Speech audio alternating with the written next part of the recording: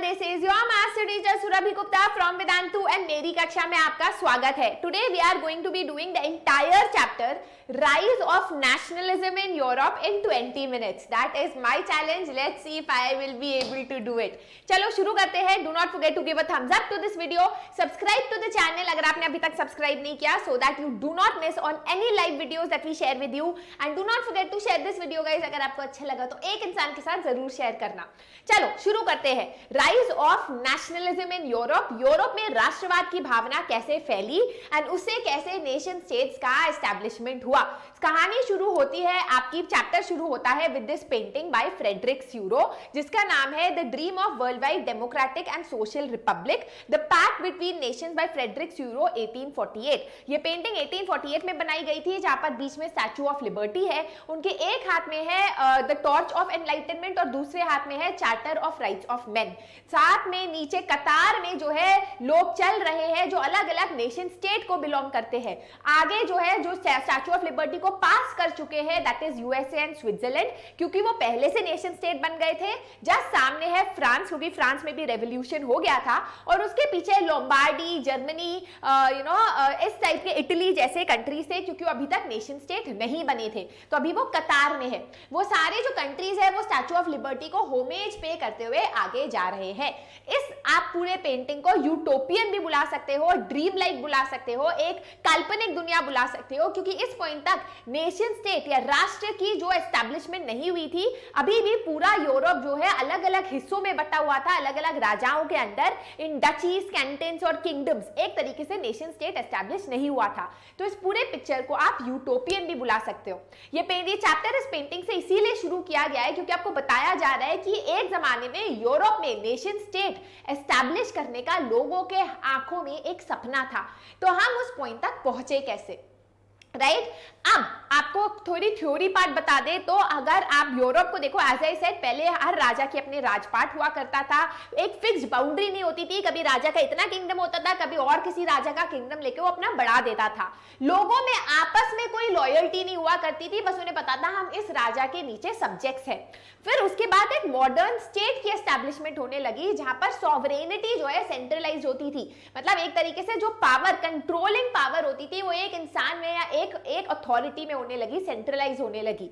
But धीरे धीरे nation state का एस्टैब्लिशमेंट होने लगा. जैसे India is a nation state क्योंकि ना ही हमारे पास सॉवरेनिटी है, ना ही हमारे पास डिसीजन मेकिंग की पावर है, ना ही हमारे पास बाउंड्री है, बट यहाँ के लोगों के बीच में एक इंडियननेस है. हमारे पास एक शेयर्ड हिस्ट्री है, एक सेंस ऑफ कॉमन आइडेंटिटी है. हम आपस में एक दूसरे को जोड़ते हैं और आपस में एक दूसरे से संबंधित रिलेशंस रखते हैं, ना कि एक रूलर के वजह से. So we are a nation state, है ना? तो फ्रांस में जब रेवोल्यूशन आता है 1789 में तो सॉवरेनिटी जरूर ट्रांसफर होती है from raja to the people, है ना, from monarchy to the people. But French identity, nation state को एस्टैब्लिश करने के लिए फ्रेंच आइडेंटिटी जो है लाई गई, है ना. कैसे लाई गई? तो वहां पर नया ट्राइकलर फ्लैग एस्टैब्लिश किया गया. जो स्टेट था उसको नेशनल, जो स्टेट जनरल था उसको रीनेम किया गया as national assembly. Centralize administration लाया गया, uniform laws within the territory, uniform weights और मेजर्स लाए गए, French as a common language establish की गई और जो लोकल डायलेक्ट्स थे उसको हटाया गया. इसके थ्रू ये कोशिश की गई कि फ्रांस के जो लोग थे उनमें एक पेट्रियोटिज्म की फीलिंग आए, उनमें एक फीलिंग आए कि हम एक राष्ट्र को बिलोंग करते हैं. अब आपको 9th स्टैंडर्ड की हिस्ट्री अगर थोड़ी सी भी याद है तो आपको पता है कि फ्रेंच रेवोल्यूशन के बाद जो है वहां पर एक कॉन्स्टिट्यूशनल मोनार्की बनती है. फिर रेन ऑफ टेरर आता है, मैक्सिमिलियन रॉबेस्पियर आते हैं, फिर उनको मार दिया जाता है. फिर वापस से वहां पर एक डायरेक्टरी का सरकार होता है, डायरेक्टरी गवर्नमेंट होती है. पॉलिटिकल इंस्टेबिलिटी की वजह से नेपोलियन आता है. नहीं याद तो कोई बात नहीं, बस इतना याद रखो कि नेपोलियन जो है becomes the emperor of France in 1804.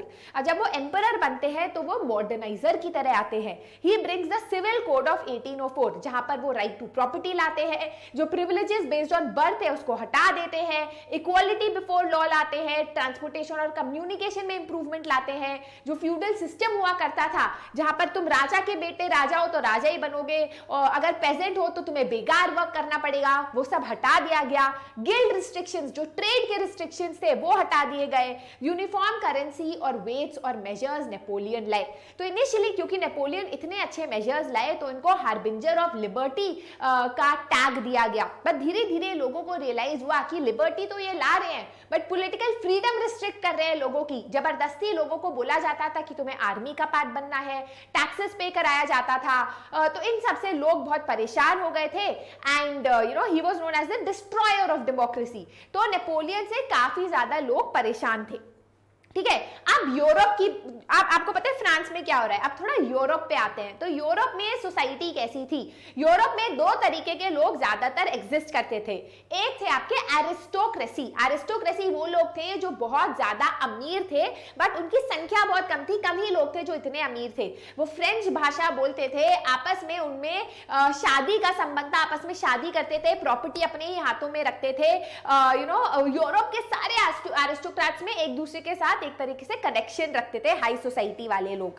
But वही पेजेंट्स की बात करें तो पेजेंट्स जो है न्यूमेरिकली बहुत सारे थे, उनकी संख्या बहुत ज्यादा थी एंड वहां पर पेजेंट्स जो है दे डिड बेगार वर्क, उनके ऊपर बहुत ज्यादा टैक्सेस था, वो मेजॉरिटी ऑफ द पॉपुलेशन थे। तो पेजेंट्स ही थे मेजॉरिटी ऑफ द पॉपुलेशन। इन सब चीजों में एक नई क्लास की इमर्जेंस होती है कॉल्ड द मिडिल क्लास या इंडस्ट्रियल क्लास। मिडिल क्लास वो क्लास थी जो फैक्ट्री वर्कर्स थे, जो एजुकेटेड थे, जो फैक्ट्री ओन भी करते थे, इंडस्ट्रियलिस्ट थे। ये वो लोग थे जो क्वेश्चन करने लग गए the existing system of monarchy. वो बोलने लग गए कि क्यों हम राजा की बात माने, क्यों हम टैक्स पे करें, क्यों ना मेरिट के बेसिस पे instead of birth merit should be the basis on which people should be judged, right. वो ये लोग, इन लोगों को लिबरल क्लास भी बोला जाने लगा क्योंकि ये लोग लिबरलिज्म की बहुत बातें करते थे। लिबरलिज्म मतलब आजादी, हर तरीके की आजादी। पॉलिटिकली बात करें तो बात करते थे कि वोटिंग राइट्स हमें मिलने चाहिए, इक्वालिटी होनी चाहिए। अच्छा, वो सबके लिए इक्वालिटी नहीं मानते थे, वो मांगते थे कि इक्वालिटी वुमेन को नहीं मिलनी चाहिए। बात करते थे only main with property should have voting rights, right. तो पॉलिटिकली वो फ्रीडम चाह रहे थे, गवर्नमेंट बाय कंसेंट होना चाहिए, मोनार्की नहीं होनी चाहिए। इकोनॉमिकली भी वो चाह रहे थे कि मार्केट में रिस्ट्रिक्शंस ना हो। जैसे पहले क्या होता था ना कि जर्मन की बात करें, अगर जर्मनी की बात करें तो उसमें बहुत सारे कॉन्फेडरेशन ऑफ स्टेट्स हुआ करते थे। एक स्टेट से दूसरे स्टेट जाओ तो वेट्स और मेजर्स बदल जाते थे, करेंसी बदल जाती थी, टैक्सेस चेंज हो जाते थे, तो बड़ा मुश्किल होता था बिजनेस करना। तो इन इंडस्ट्रियलिस्ट ने बोला कि हमें इकोनॉमिक लिबरलिज्म चाहिए, हमें इकोनॉमिकली आजादी चाहिए ट्रेड करने की, हमें रिस्ट्रिक्शंस नहीं चाहिए, हमें टैक्सेस नहीं चाहिए। तो ये इनकी कुछ डिमांड्स थी, ठीक है। तो लिबरल्स एग्जिस्ट करते थे। अच्छा, क्योंकि इनकी ये डिमांड्स थी तो उन्होंने अपनी खुद की कस्टम यूनियन भी बनाई, ट्रेड यूनियन भी बनाई 1834 में कॉल्ड द ज़ोल्वेरिन, जहां पर उन्होंने जो टैरिफ बैरियर्स थे, जो एक तरीके के टैक्स बैरियर्स थे, उनको हटाया। जो करेंसीज हुआ करती थी 30 करेंसीज जर्मनी में, उसको 2 तक लाए। रेलवेज को जो है पुश किया क्योंकि ट्रांसपोर्टेशन अच्छा होगा तो ट्रेड बेटर होगा। So all of this they brought with the new custom union called the Zollverein, ठीक है। अब आप सोचो समाज में क्या क्या क्या हो रहा है। फ्रांस में नेपोलियन रूल कर रहे हैं, नेपोलियन के अगेंस्ट काफी ज्यादा ऑपोजिशन है। एक साइड में आपके नई मिडिल क्लास आ रही है, लिबरल्स है, दूसरे साइड आपके कॉन्जर्वेटिव्स भी है। कॉन्जर्वेटिव्स कौन है? कॉन्जर्वेटिव्स वो लोग थे जो मानते थे कि मोनार्की को फ्रांस में और यूरोप में वापस से ले आना चाहिए, जो पुराने ख्यालात में बिलीव करते थे। तो अब हम देखते हैं कि जो कॉन्जर्वेटिव्स है, कॉन्जर्वेटिव्स नेपोलियन को बैटल ऑफ वाटरलू में 1815 में डिफीट कर देते हैं। कौन है ये कॉन्जर्वेटिव कंट्रीज? ये है प्रभु मतलब प्रशिया, रशिया, ऑस्ट्रिया और ब्रिटेन। यहां पर इन नेशंस में मोनार्की थी पहले से। ये नहीं चाहते थे कि फ्रांस में जो क्रांति हुई वो हमारे देश में भी हो, तो वो एक तरीके से चाहते थे कि वापस से फ्रांस में मोनार्की आ जाए, है ना। दे वर द न्यू कॉन्जर्वेटिव्स। न्यू कॉन्जर्वेटिव्स मतलब वो रूढ़िवाद जरूर थे, वो पुराने ख्यालात में बिलीव जरूर करते थे, बट ये नहीं चाहते थे कि वापस से हम पुरानी दुनिया में जाए। वो चाहते थे कि कॉन्जर्वेटिज्म हो, राजा हो, बट हम मॉडर्न आर्मी को वापस से मॉडर्न आर्मी अडॉप्ट करे, इकोनॉमी डायनेमिक इकोनॉमी अडॉप्ट करे। वो चाहते थे कि हमारा स्टेट तभी स्ट्रॉन्ग बनेगा अगर हम टेक्नोलॉजी भी हाथ में रखें और ट्रेडिशन भी। सो दे वर द न्यू कंजर्वेटिव्स। तो ये जो प्रभु स्टेट्स है ये मिले ऑस्ट्रिया में, अबे ये मिले ऑस्ट्रिया में अंडर द चांसलर ड्यूक मेटरनिच जो उनका होस्ट था, और उन्होंने ट्रीटी ऑफ वियना साइन की 1815 की, जिसमें बर्बन डायनेस्टी को उन्होंने ऑब्जेक्टिव बनाया कि जो बर्बन डायनेस्टी फ्रांस में पहले हुआ करती थी, याद है लुई 16, उसको हम फ्रांस में वापस से एस्टैब्लिश करेंगे। जो चेंजेस नेपोलियन लाया फ्रांस में उसको हम अंडू करेंगे, वापस से वहां पर मोनार्की लाएंगे। और उन्होंने बोला कि जो वो नए सेंसरशिप लॉज लाए, काफी ऑटोक्रेटिक थी, काफी ज्यादा पावर दिखाने वाली थी ये आपकी नई कंजर्वेटिव रेजिम। अब जब कंजर्वेटिव रेजिम चल रही थी तो जो लिबरल्स थे, है ना, जो चाह रहे थे आजादी हो, पॉलिटिकल आजादी हो, इकोनॉमिक आजादी हो, वो बन गए आपके the biggest enemy of the social order, है ना, वो दुश्मन बन गए ना कंजर्वेटिव्स के। तो उन्होंने अपनी खुद की सीक्रेट सोसाइटीज बनानी शुरू कर दी। एक आपके रेवोल्यूशनरी थे इटली के, कॉल्ड गुसीपी मजीनी। गुसीपी मजीनी जो थे वो उन्होंने 2 सीक्रेट सोसाइटीज बनाई, यंग इटली इन मर्साइल और यंग यूरोप इन बर्न। उनका ये कहना था कि इटालियन जो स्पीकिंग लोग हैं वो अलग अलग जगह में रह रहे हैं, इस एम्पायर में रह रहे हैं, उस एम्पायर में रह रहे हैं। तो उन्होंने कहा ये गलत है, ये भगवान के विशेष के अगेंस्ट है। तो उनका ये मानना था कि इटालियन लोगों को एक ही छत के नीचे रहना चाहिए, है ना, in Italy, in one country, in one nation state called Italy. उन्होंने कहा कि unification alone could be the basis of Italian liberty. आजादी तब होगी जब सारे इटालियन स्पीकिंग लोग एक छत के नीचे एक नेशन स्टेट के अंडर रहेंगे। गुसीपी मजीनी के आइडियाज इतने ज्यादा पॉपुलर थे, इंडिया तक भी पहुंचे, इसीलिए ड्यूक मेटरनिच ने उन्हें डिस्क्राइब किया as the most dangerous enemy of our social order. मतलब हमारे समाज के ऑर्डर में सबसे बड़ा दुश्मन जो हमें हिला सकता है वो है तो गुसीपी मजीनी है। ठीक है, अब हम आते हैं एज ऑफ रेवोल्यूशन पे। अब क्योंकि इतना ज्यादा कंजर्वेटिव्स के अगेंस्ट आक्रोश बढ़ गया था, मिडिल क्लास इमर्ज हो रही थी, तो सबसे पहले अपहीवल हुआ जुलाई 1830 में, जहां पर जो लिबरल रेवोल्यूशनरीज थे उन्होंने वहां की बर्बन डायनेस्टी को हटाया और वापस से कॉन्स्टिट्यूशनल मोनार्की का एस्टैब्लिशमेंट किया। मतलब लुई फिलिप को राजा की तरह रखा लेकिन उनकी पावर बहुत ज्यादा कम कर दी। अच्छा, ड्यूक मेटरनिच ने एक डायलॉग यहां पर बोला था, when France sneezes the entire Europe catches cold.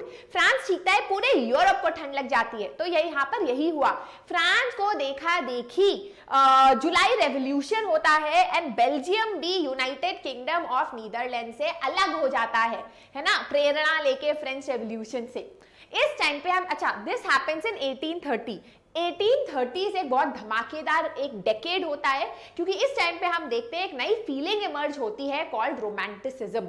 Romanticism क्या है? Romanticism is a ideology that talks about how अगर आपको नेशन स्टेट बनाना है तो सिर्फ वॉर से नहीं बना सकते, लड़ाई झगड़े से नहीं बना सकते। कल्चर एक बहुत इंपॉर्टेंट रोल प्ले करती है, लैंग्वेज इंपॉर्टेंट रोल प्ले करती है, हर चीज सिर्फ लड़ाई से नहीं होता, but emotion is important, intuition is important, mystical feelings के बारे में वो बात करते थे। For example Johann Gottfried Herder ने 2 कॉन्सेप्ट दिए, दास वॉक और वॉलगाइस्ट। दास वॉक में उन्होंने बोला कि अगर आपको असली जर्मन कल्चर ढूंढना है तो आपको बड़े बड़े लोगों के घर में नहीं मिलेगा बल्कि कॉमन लोगों की स्टोरीज में मिलेगा। वॉलगाइस्ट का मतलब था कि the spirit of the nation. Volksgeist वो आपको फोक डांस और फोक पोएट्री में मिलेगा। जैसे अगर आपको भारत के बारे में जानना है तो गांव में, उन गांव के जो गानों में, उसमें आपको भारत मिलेगा। तो वैसे ही यहां पर बात हो रही है। कैरल क्रुपिंस्की ने भी बोला बोला कि फोक डांसेस हो गए जैसे पोलोनाइज, या फोक म्यूजिक हो गया जैसे मजूरका, पोलोनाइज, इन सब के थ्रू आपको पॉलिश कल्चर दिखेगा। So this romantic feeling was also spreading in Europe. अब आते हैं हम ग्रीस वॉर ऑफ इंडिपेंडेंस पे। तो ग्रीस वॉर ऑफ इंडिपेंडेंस काफी टाइम से चल रही थी। ग्रीस ऑटोमन एम्पायर का पार्ट था जो एक इस्लामिक एम्पायर था। ग्रीस को यूरोप का क्रैडल ऑफ सिविलाइजेशन माना जाता था। तो यूरोप के सारे लोगों को लगता था कि ग्रीस में ही हमारा सिविलाइजेशन, जैसे होता है ना हमारे लिए बनारस है या इंडस वैली सिविलाइजेशन है, वैसे यूरोप के लिए ग्रीस में जो सिविलाइजेशन हुआ करता था दैट वाज हिस्ट्री। अब वो एक इस्लामिक एम्पायर का पार्ट है, वो यूरोपियंस के लोगों को पसंद नहीं आता था। तो ग्रीस नेशनलिस्ट को काफी सपोर्ट मिलता था from the rest of Europe to separate from the Ottoman Empire. अब रोमांटिसिज्म वाली भावना भी काफी ज्यादा ग्रीस में फैलने से लग गई थी, है ना। तो फाइनली जो है हम देखते हैं कि ग्रीस में एक वॉर ऑफ इंडिपेंडेंस चलती है स्टार्टिंग फ्रॉम 1821 एंड फाइनली 1832 में ट्रीटी ऑफ कॉन्स्टेंटिनोपल साइन होता है and Greece is established as a nation state. 1830s is also considered to be a period of great economic hardship। क्यों? Population बढ़ जाती है, बेरोजगारी भी बढ़ जाती है, जॉब्स इतने नहीं होते, लोग रूरल एरिया से अर्बन एरियाज आते हैं पर उनको नौकरी नहीं मिलती। क्यों होता है ऐसा? एक तो क्योंकि मतलब काफी ज्यादा यूरोप में अभी भी पेजेंट्स फ्यूडल लॉर्ड्स के अंडर काफी दबे हुए थे, और दूसरा इंडस्ट्रियलाइजेशन के वजह से मार्केट में बहुत चीप मशीन मेड गुड्स आ गए थे, जिसके वजह से जो हाथ की कारीगरी वाला काम करते थे, जो आर्टिसंस थे, वो बेरोजगार होने लगे थे। फूड प्राइसेस भी बहुत ज्यादा बढ़ गए थे, लोग बेरोजगार हो गए थे, पॉपरिज्म काफी वाइड स्प्रेड हो गया था। पॉपरिज्म मतलब पैसे आपके 100 रुपए हैं, पहले आप ब्रेड खरीद पाते थे, अब आप ब्रेड भी नहीं खरीद पाते, तो गरीबी काफी ज्यादा फैलने लग गई थी। फिर आता है 1848 का रेवोल्यूशन ऑफ द पुअर। गरीब लोग परेशान होकर राजा को उनकी गद्दी से हटा देते हैं and France is declared as a republic where everyone who is above the age of 21 has the right to vote. ठीक है। अब क्योंकि फ्रांस में एक रेवोल्यूशन होता है पुअर का, तो आपको पता है फ्रांस को छींक आई तो यूरोप में ठंड लगी, तो फ्रांस से प्रेरणा लेके जर्मनी के जो लिबरल्स थे वो भी डिसाइड करते हैं कि हम भी जो है क्रांति करेंगे, हम भी नेशन स्टेट एस्टैब्लिश करेंगे। तो जो मिडिल क्लास प्रोफेशनल्स थे वो जो है 18 में 1848 को 831 इलेक्टेड रिप्रेजेंटेटिव साथ में मिलकर फ्रैंकफर्ट पार्लियामेंट गए। तो वहां पर मतलब फ्रैंकफर्ट पार्लियामेंट था नहीं, उन्होंने एक सेंट पॉल चर्च को फ्रैंकफर्ट पार्लियामेंट में कन्वर्ट किया और उन्होंने वहां पर एक नई कॉन्स्टिट्यूशन बनाई और वो प्रशिया के राजा के पास गए, क्योंकि प्रशिया के राजा के अंडर ही सबसे ज्यादा जर्मन स्पीकिंग लोग रहते थे। तो वो प्रशिया के राजा के पास गए, उन्होंने बोला कि हम जर्मन स्पीकिंग लोगों का एक नेशन स्टेट बनाना चाहते हैं, आप हमारा कॉन्स्टिट्यूशन स्वीकार करो। तो राजा ने बोला कि भाई तुम्हारा दिमाग खराब है क्या, मैं अपनी पावर तुम्हें क्यों दूं, मेरे पास तो एब्सोल्यूट पावर है। तो उसने जो है फ्रेडरिक विल्हेम थे, फ्रेडरिक विल्हेम IV ने अपने मिलिट्री कमांडर से मिलकर ये पूरा जो रेवोल्यूशन है उसको दबा दिया और डिसबैंड करवाया। तो this middle class revolution failed. But इस रेवोल्यूशन के बाद यूरोप के मोनार्क्स को ये रियलाइजेशन होने लगी कि लोगों को दबाने से कोई फायदा ही नहीं है, वो वापस से उठेंगे, तो इसीलिए वो थोड़े लीनियंट होने लगे। They started bringing changes, liberalism, थोड़ी आजादी लाने लगे वो यूरोपियन नेशन में। और वो क्या हुआ कि काफी ज्यादा, फॉर एग्जांपल हंगेरियंस को ऑटोनॉमी दी गई 1867 में, और वापस से कॉन्जर्वेटिव्स ही नेशन स्टेट एस्टैब्लिश करने लगे। वापस उन्होंने ही सोचा कि हम ही क्यों ना नेशन स्टेट एस्टैब्लिश कर ले। अब हम आते हैं 3 यूनिफिकेशंस पे। पहला है यूनिफिकेशन ऑफ इटली। तो इटली की बात करें तो इटालियन स्पीकिंग पीपल जो है वो अलग अलग हिस्सों में डिवाइडेड थे। कुछ लोग जो है किंगडम ऑफ 2 सिसिलीज के अंडर थे, कुछ लोग पेपल स्टेट्स के अंडर थे, कुछ लोग हैब्सबर्ग एम्पायर के अंडर थे। सिर्फ एक ही हाउस था सार्डिनिया पीडमोंट का, जहां पर इटालियन स्पीकिंग लोग भी रहते थे और राजा भी इटालियन ही था। वहां पर राजा था विक्टर इमैनुअल II। तो विक्टर इमैनुअल जो थे वो राजा थे, उन्होंने कहा कि मैं सारे इटली स्पीकिंग लोगों को एक छत के नीचे लाऊंगा। उन्होंने अपने चीफ मिनिस्टर, कहां पर है, उन्होंने अपने चीफ मिनिस्टर को बोला कि भाई तुम मेरी मदद करो। यहां लिखा नहीं है क्या, चलो कोई बात नहीं। उन्होंने अपने चीफ मिनिस्टर कैबोर को बोला कि तुम मेरी मदद करो ये काम करने के लिए। तो जो कैबोर थे और गुसिपी गारिबाल्डी, 2 लोगों ने साथ में मिलकर इन सब नेशंस को हराया and finally Italy was united under Victor Emmanuel. ठीक है। फिर हम आते हैं जर्मनी पे। तो जर्मनी में भी आपको पता ही है कि पहले मिडिल क्लास रेवोल्यूशन फेल हो गया था। गुसिपी मजीनी जो है उनके भी आइडियाज काफी फैल गए थे। तो जर्मनी में जो है जो ऑटोवन बिस्मार्क थे वो चीफ मिनिस्टर थे, काइजर विलियम I राजा थे। काइजर विलियम I ने, जो प्रशियन एम्पायर के राजा थे, उन्होंने बोला ऑटोवन बिस्मार्क को कि सारे जर्मन लोगों को एक छत के नीचे लाते हैं। तो ऑटोवन बिस्मार्क में 3 वॉर्स लड़ी in 7 years with fad countries, France, Austria and Denmark. And finally when they were defeated, Germany unify हुआ, जर्मन लोग एक छत के नीचे रहने लगे। Clear? Now now we come to strange case of Britain. Britain को स्ट्रेंज केस इसलिए बुलाया गया है क्योंकि अनलाइक इटली एंड जर्मनी, वहां पर क्रांति से नेशन स्टेट नहीं बनाया गया but through a proper constitutional process. तो 1688 में इंग्लैंड को एक नेशन स्टेट बना दिया गया था, राजा से पावर ले ली गई थी, पार्लियामेंट ने ले ली थी और वहां कॉन्स्टिट्यूशनल मोनार्की एस्टैब्लिश हो गई थी। फिर एक्ट ऑफ यूनियन 1707 के अंतर्गत स्कॉटलैंड को भी इंग्लैंड का पार्ट बना दिया गया था and they established a United kingdom of great Britain. उसके बाद जो है आयरलैंड बचा था। आयरलैंड में काफी ज्यादा कैथोलिक्स थे बट ब्रिटिशर्स में जो प्रोटेस्टेंट लीडरशिप थी उन्होंने कैथोलिक्स को दबाया, वुल्फ टोन उनके लीडर थे, उनको हराया एंड वहां के प्रोटेस्टेंट्स को लीडर्स बनाया। तो आयरलैंड को भी उन्होंने यूनाइटेड किंगडम का पार्ट कर दिया and that is when they established the British nation. एक बार ब्रिटिश नेशन बन गया तो उन्होंने अपने सिंबल्स एस्टैब्लिश किए to create a sense of common identity. जैसे इंग्लिश लैंग्वेज उन्होंने लोगों पर थोपी, नेशनल एंथम बनाया, जो आयरलैंड और स्कॉटलैंड थे उनको सबऑर्डिनेट बनाया, अपने आप से उनको नीचे कर दिया, उनकी खुद की कोई आइडेंटिटी नहीं रही। इसके बाद चैप्टर का एंड होता है बाय विजुअलाइजिंग द नेशन, कि हम राष्ट्रवाद की भावना जरूर, राष्ट्रवाद की बात जरूर कर रहे हैं बट इसकी भावना कैसे इमर्ज कराई। तो राष्ट्र एक ऐसी चीज है जिसको ना आप देख सकते, ना चाट सकते, ना खा सकते, इसीलिए राष्ट्र को यूजुअली एक फीमेल फिगर के थ्रू डिस्क्राइब कराया जाता था जिससे गरीब से गरीब इंसान, इलिटरेट से इलिटरेट इंसान क्रांति में पार्ट ले सके। तो जर्मनी में एलिगरी था इस जर्मेनिया का, जहां पर आप देख सकते हो कि क्राउन विद ओक लीव्स का मतलब है हीरोइज्म, स्वॉर्ड का मतलब है readiness to fight, olive branch around the sword का मतलब है कि हम लड़ने के लिए तैयार है बट अगर पीस करना चाहते हो तो we are willingness to make peace. नीचे जो है ब्रोकन चेन्स का मतलब था being freed, black white and gold tricolour flag था, ब्रेस्ट प्लेट विद ईगल मतलब स्ट्रेंथ और rays of the rising sun मतलब beginning of a new era. वैसे ही फ्रांस की जो आपकी एलिगरी थी वो थी मैरियन, एक कॉमन क्रिश्चियन नेम जिससे सब आइडेंटिफाई करते हैं, जैसे इंडिया में राम सीता। एक रेड कैप था, क्रोकेट था, बैज था and the try colour was her symbol. Chapter and होता है बाल्कन क्राइसिस से। तो बाल्कन क्राइसिस क्या था? बाल्कन वो वाले कंट्रीज थे, क्रोएशिया, बोस्निया, हर्जेगोविना, सर्बिया, जो पहले ऑटोमन एम्पायर के अंडर हुआ करते थे।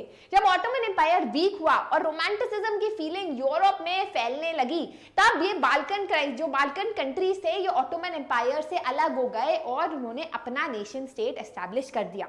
अब ये नेशन स्टेट तो एस्टैब्लिश कर दिया पर आपस में ये काफी ज्यादा लड़ते झगड़ते थे, आपस में काफी ज्यादा टेरिटरी छीनने के कोशिश में रहते थे।